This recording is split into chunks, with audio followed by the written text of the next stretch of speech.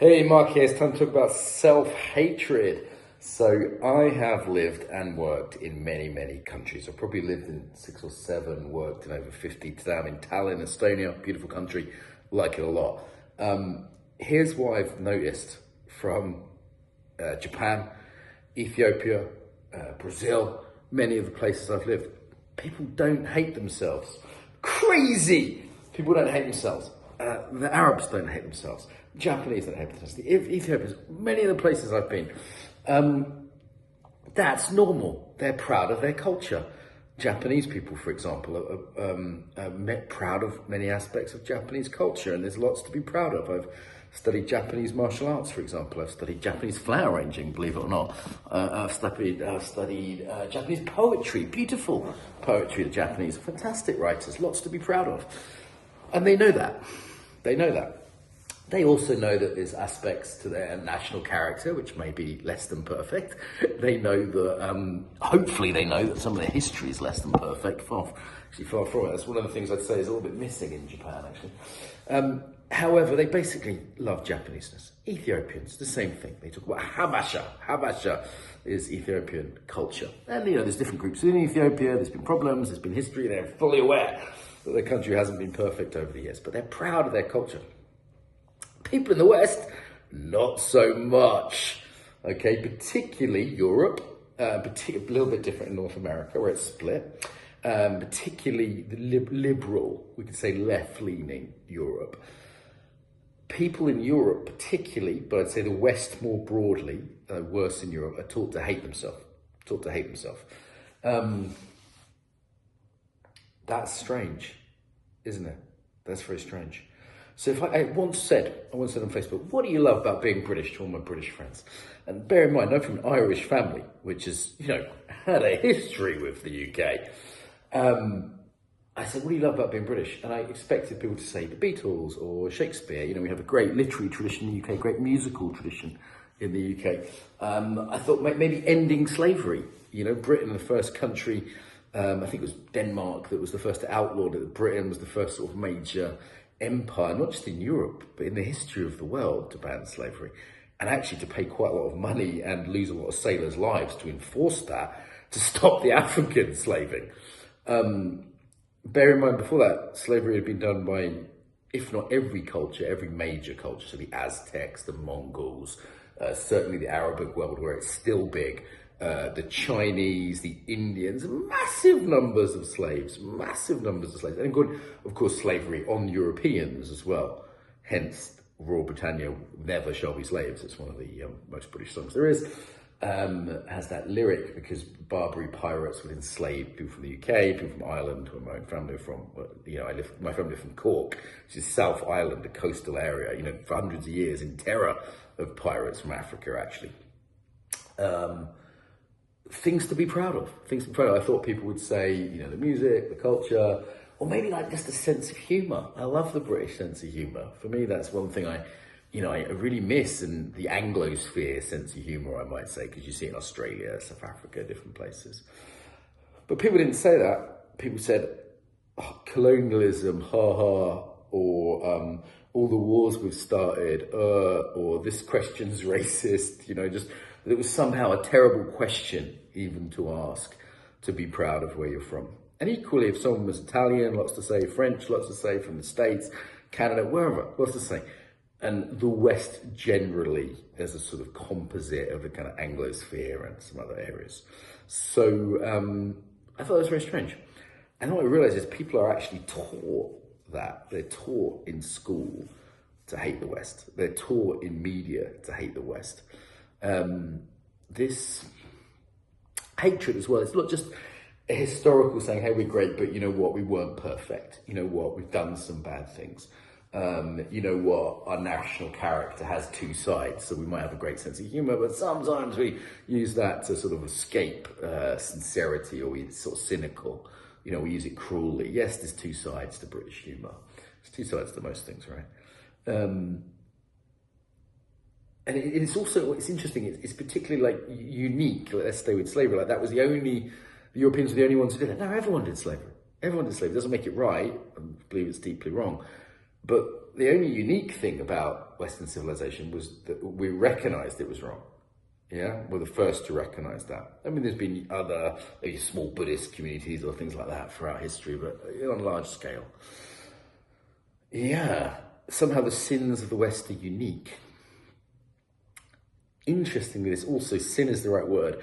I think this is a sort of Christian notion of original sin re-emerging. So it's like you have to be guilty. You should never feel good about yourself. Here's the thing, when you hate your culture, you hate yourself. There's no getting out of it. There's no getting out of it. If you teach people to hate the culture, they hate themselves.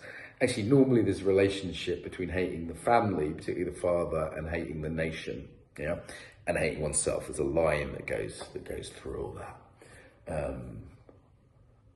Of course, why? We might ask why. Well, if we hate our culture, what have we got left? What have we got left? Global culture, consumerism, right? That's it. That's the alternative. A lack of culture. If one were to go to a sort of modern town without any real history, unlike, say, Tallinn, where I am today, which you just can't see but out the window, castles and churches and all sorts of history. Soviets tried to erase quite a lot of it, the fuckers, but they didn't manage it, which is good. If you go to a town that's been built in the last 50 years, where's the culture? What religion is it? What great buildings do you see? What great art do you see? Can we talk about values without talking about British values or American values, Western values? It's tricky, isn't it? What are we left with? We're left with just this sort of emptiness, this meaninglessness, and then what becomes the consolation for hating oneself? Because you are from your culture. That is in you. It's in every cell. It's in your actions. I might have learned languages. I might have married someone from Ukraine. I might have lived abroad. All these things, but I'm still British. I'm still Western. I'm still Anglo-Irish. If you want to make it more complex, that's still in me. And if I hate that, I hate myself. And what am I left with as a substitute, as a consolation for that? Pleasure, porn, Tinder, entertainment, bread and circuses, distraction. Is that all I'm left with? It's not much, is it? It's not much. It's not much. Yeah. So what to do? I think to recognize you are from a culture. Western culture is a thing. And this might sound obvious, but a lot of people who are most anti-Western culture, I don't think have traveled, and I don't think they've read history. These are two things you must do, both of which I've done a lot. Okay, so this isn't coming from, there's a sort of ignorant form of nationalism, or an ignorant form of, loving your country or your town or whatever it is. Liverpool Football Club, whatever, right or wrong. My family are Liverpool supporters. But there's an ignorant version of that where you don't know any different, where you love wherever, France, because France is the only place you know, as opposed to you love France because you've traveled and you've come back and you've gone, actually, we have great culture. Where you haven't studied history, the question I have often, it's sort of middle class young women that are very big on anti-Western culture. And I go, where would you be better off in human history? I've got a time machine, right? You can go anywhere. It's a time machine and a transporter. You as a 21-year-old, blue-haired girl, just graduated from university, you can go anywhere in human history. Where do you want to go? And the only places they want to go are Western countries. They might say Canada instead of England, or Australia or New Zealand, but it's still the West. Very Anglo places normally. Maybe like the Netherlands or somewhere that's Western but not Anglo. And they definitely don't say back in time, right? Right? So we're living in the least sexist, least racist, least homophobic times ever, anywhere. And again, not to say not perfect. The two extremes one could go to here is to say Western culture is perfect. You rarely hear that except from sort of extreme nationalist, racist or whatever.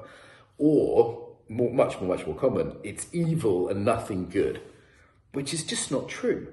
And to say something isn't perfect, to say that we can't, make it better in the areas I just said, for example, that doesn't make sense. Of course we can make it better. There's always better. There's always less homophobic, less whatever. But if you wouldn't want to go anywhere else in the past, you wouldn't want to go anywhere else in the world. If we look at the major competitors to the West, would you rather have Chinese values, social credit stores, organ harvesting, actual concentration camps? You want to see some actual racism? What about some actual sexism? Saudi Arabia, Qatar, go there. Yeah? Russia, one of the other major powers in the world. I mean, Ukraine, where I have a lot of links, I spent time in, my wife, Ukrainian, they've made a clear choice. This wasn't a CIA plot to convince them to be Western. They went, there's Russia, there's the West. They're cut right in the middle, 50-50 linguistically at one point. My wife speaks both languages, for example, Ukrainian and Russian. And they went, oh, that looks a bit shit. Economically, they've got a dictator, gay rights are rubbish, just a bit violent and horrible. What's over here, the West? Oh, Poland's doing well. Oh, lots of Polish people coming back from working in the UK saying it's not too bad. Maybe they got, not always the best time. I've known Polish people that have had racist problems, for example. It's this American idea that racism is always against black people. It doesn't fit in a European context, okay? East Europeans, the underclass, or traditionally have been in the UK. In many areas, there's cities and exceptions, of course. So they went, hang on a minute, I want to be like the Polish people, I want to be going west, I want to be developing Western ideas. And the Soviets actually kind of invaded and massacred us and had this thing called the Holodomor, which was basically a Holocaust, a very, very evil thing that murdered, it was a genocide, that's the word I was looking for. So they went, they genocided us, and these guys seem okay, and they made a choice, right? It's like, they made a choice, yeah? It's the same choice, it's a good choice, it's a good choice. The West is better than Russia, better. By our values, yeah? There's things in Russia I admire. There's things I love in Russia. The literature. I've dated amazing, beautiful Russian women.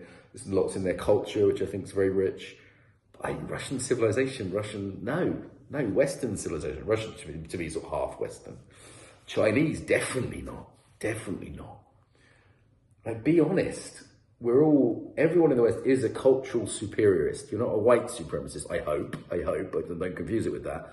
I'm not talking about skin color here. But culturally, you do think it's superior because you live by Western values. But actually, by definition, a culture includes a value set. Almost all, any definition of culture I've ever heard includes the word values, norms, there's other things. But if it includes values, that means by definition you think it's superior. That's what values is. Values are hierarchical. Values, something is better than the other. Now, the postmodern sort of decadent West might say, there's no right, there's no wrong. But even that's saying in itself, it's better to say there's no right, no wrong. So you got to get out of this philosophical quandary we're in. We have to choose. We have to make decisions.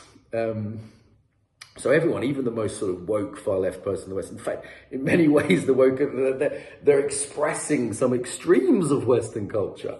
Yeah, the focus on inclusivity, the focus on empathy, the focus on diversity, all these things. These are Western values. Japanese don't have a focus on diversity.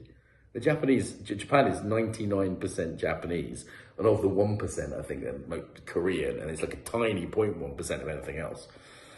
Wonderful culture in many ways, but they do not express Western values. And that's their prerogative, right? That's their culture. Yeah, they're proud of that. They're proud of their Japaneseness. They also have ways to train their Japaneseness. So Japanese martial arts, I've benefited a lot from them. They're universal. They're sort of stoic values in many ways. However, they're also about Japaneseness. So you learn to be Japanese, and no one thinks that's a problem. I think the Scouts used to do that in the UK, or Outward Bound. There's different, even sports used to do that in the UK. Football, rugby, not so much anymore. But they were seen as a way to, in some schools and some environments, to be fair, particularly rugby. But the Japanese have this very explicit system of Budo. Young women would do naginata and archery and Kyudo. People would do Kendo and Judo in school. I think every Japanese school child does Kendo or Judo, is the norm. So they're installing that set of values, and there's no shame in that. There's not like, so apologetic for being here. You can't be a living apology. You can't be a walking apology. You can't be a living apology. And that's what's asked if we say the West is bad. If the West is fundamentally sick and bad, that's saying you, me, we're fundamentally sick and bad. And you can't live that way. Like, your self-esteem needs to say, I am good. There is good in me. There is good in my culture. And it's not hard to find. It's not hard to fucking find the good in Irish culture, in our literature, and British culture, in our music. It's, all these things I could say. It's not hard to find if you're American listening to the same thing. It's not hard to find greatness in the United States. I take the piss out of my American cousins a lot. you know, as part of British and Irish humour. But there's a lot of greatness there, some beautiful ideas. We don't have to be jingoistic about that. We don't have to say there's no fault. We don't have to say there's no instances in history that I wish weren't in the history books. And again, Anglo-Irish. Fucking, there's plenty I could say. Plenty I could say against the UK with an Irish family. And by the way, my family were directly involved in those, in the Troubles, as they're called. There's plenty I could say, but it doesn't mean I hate the UK. That would be ridiculous. I'd be hating part of myself as someone who grew up here. Yeah. Again, as an immigrant, this isn't about your genetics. My genetics, by the way, are Irish. I did the whole DNA test. I'm Irish on both sides, so I'm Irish, 10% Viking or something, which is another part of Irish culture. So you can be an immigrant and still love your culture. In fact, actually, when I talk to immigrants in the UK, they're often more conservative than liberals, often way more conservative than the average sort of university graduate. They often embrace that culture, particularly first generation. People that come over from Afghanistan or somewhere that's had a lot of difficulties and a lot of war. And no, those difficulties weren't always caused by the West. The idea that the West just went around the world causing problems and they were all peaceful, lovely places until the West turned up. Bullshit. Bullshit. People from those countries, when they come here, you know, from Somalia or whatever it is, they're often very, very grateful. They often love a lot of what's here. And I think that should be encouraged. Should be encouraged. And actually, you know, in terms of its cultural assimilation, like a culture can only take a degree of assimilation or else it loses its centre. Like what is London now? London is 30% white British. And there's other ethnicities in there that could be from British Isles, like white Irish, my own ethnicity. Where's the centre in that? 30%? It's very different than if you're in Norway and, you know, you're Norwegian, which is 99% Norwegian and, you know, 1% say Pakistani immigration. It's going to be assimilation there. It's going to be a taking on of the good of that culture. Not to say other cultures don't have good. Here's what's interesting, actually. I've got way more exposure to other cultures in terms of travel and languages and history studies than people who really hate the West. Yeah, there's much, my love of Brazil involved living there and learning Brazilian Portuguese and learning Brazilian dance forms and Brazilian martial arts. And there's lots I love about Brazil. I have to keep saying that, right? Because it's like any kind of pride in one's country, in one's culture, if we get country culture, layers to this, is seen as somehow jingoistic or terrible or bad because the West is seen as bad. This weird self-loathing, which I think could, you know, it risks being the death of the West. So what do we do about it? One, you understand you live in a culture, because people don't understand they live in a culture. So it's 5 minutes ago before I ran it on. You need to understand you live in a culture. Two, when you compare that culture by its own cultural values, by definition, you will say this is better than other cultures, right? Just as a Japanese would say it's better to be Japanese than Western. Fair enough, that's their values. Understanding that. Thirdly, starting to recognize the sort of way it's critiqued, the way it's poked at. Like if you look at the BBC, the major news channels, it's just this constant sort of snobby, what do they call it, metropolitan liberal elite picking criticism of the culture.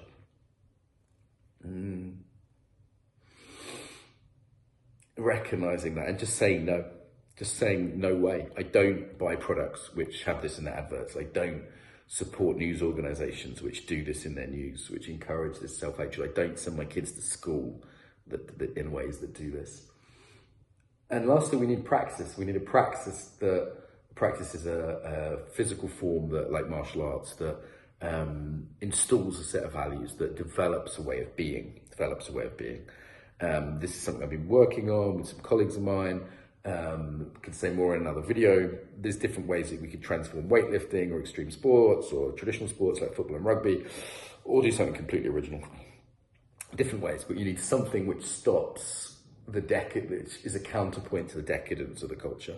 So to the self-hatred, to the hedonism that comes as a result of hating oneself and having to try and medicate oneself with pleasure to deal with that. These are the 4 things I think you need. I don't think this is an impossible task. I think a sort of new renaissance is in fact possible in the West, in the same way as I said dark ages and a renaissance. Increasingly, I see young people looking for it.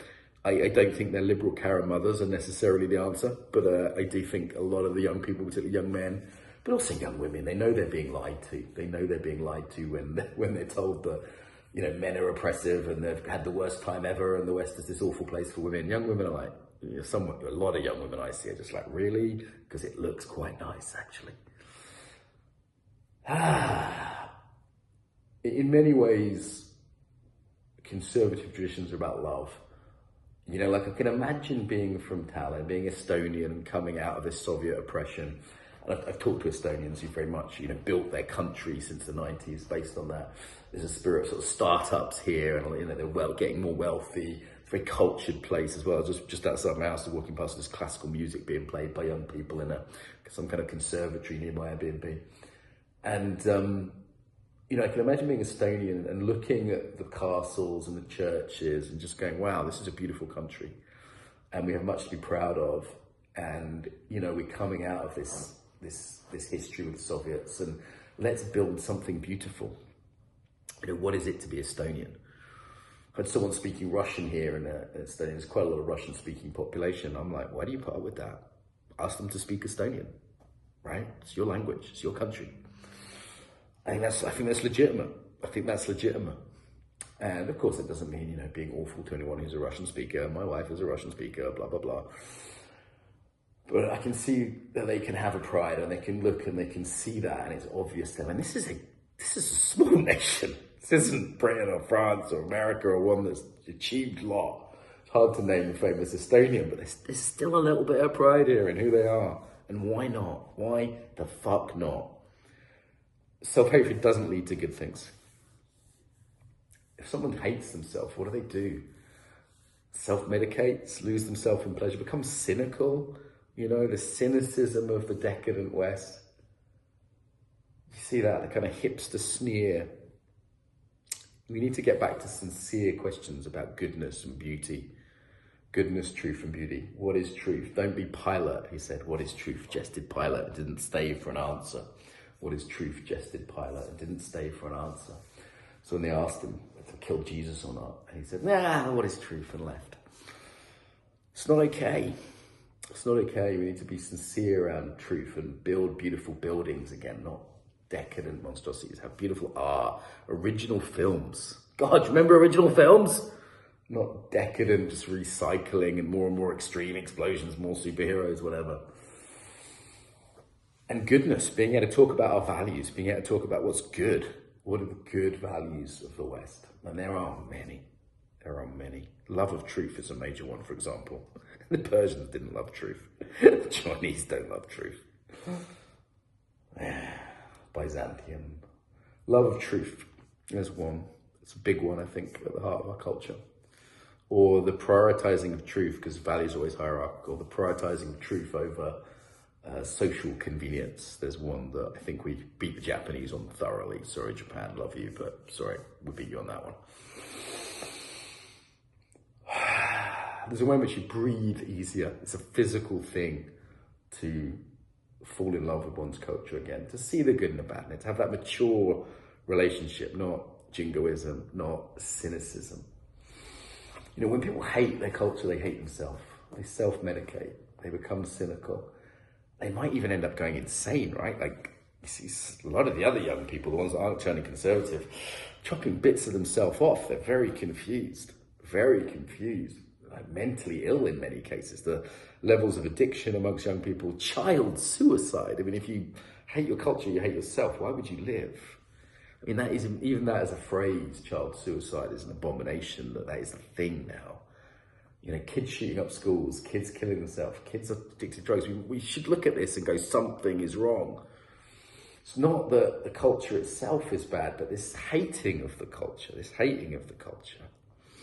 The people I see who are most unwell are the ones who hate the culture. The kids I see, the young people I see who are having the most problems with their mental health, their gender, whatever it is, are the ones who don't embrace the West and Western values.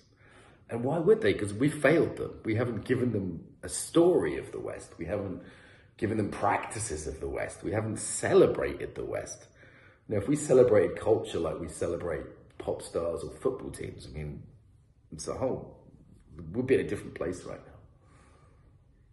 It's the consequences of hating the culture you're in are that you hate yourself, and that is rough. That doesn't end well. Mental health, cutting bits of oneself off, suicide, drugs to cope. It doesn't end well. So we need to find that healthy, mature, balanced, yes, seeing two sides, balanced, love our own culture. In many ways, just saying, conservatism it's kind of like a love letter to the past. There's a gratitude and a love to the past where we, if I was Estonian again, I look out the window. I'm just visiting. It's a romantic place. And I look out the window and go, you know what? There's much to be loved there. There's much to be loved. And I'm sure Estonians, they mock themselves and say, oh, we have this problem and that problem. And we're just a little country, we just did that. But there's much to be loved. It's not hard to love Estonia. Why is it we can go to other cultures, and I'm splitting the West into different countries now. We can go to another country and I can love Florence or I can love Paris and not love the UK?